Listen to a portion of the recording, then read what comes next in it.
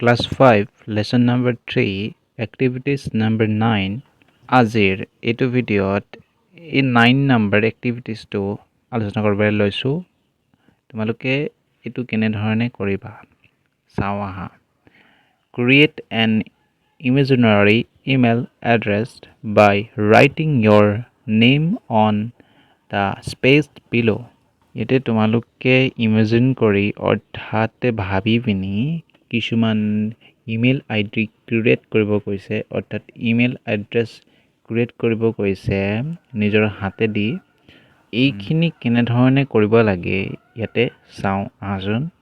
তোমালোকে ইমেইল আইডিসমূহ এনেধৰণে ক্ৰিয়েট কৰিব পাৰিবা, অৰ্থাৎ এনেধৰণে সাজিব পাৰিবা। তোমালোকে নিজৰ ফালৰ পৰা সাজিব পাৰিবা। বিভিন্ন ধৰণৰ ইমেইল আইডি বা বিভিন্ন ধৰণেৰে তোমালোকে সাজিব পাৰিবা। এক্সাম্পল হিচাপে, উদাহৰণ হিচাপে এইখিনি আগবঢ়াই দিছোঁ। তোমালোকে এনেধৰণে চাবা, যেনেধৰণে হৈছে ৰূপক 2345@gmail.com। তোমালোকে এনেধৰণে বিভিন্ন ধৰণৰ ইমেইল আইডি সাজিব পাৰিবা।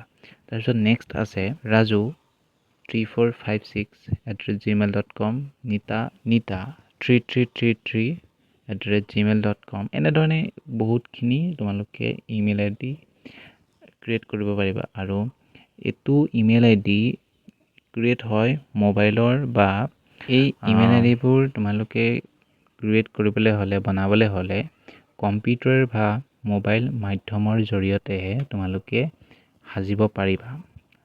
বিনা কাৰণত তোমালোকে সাজিব নোৱাৰিবা।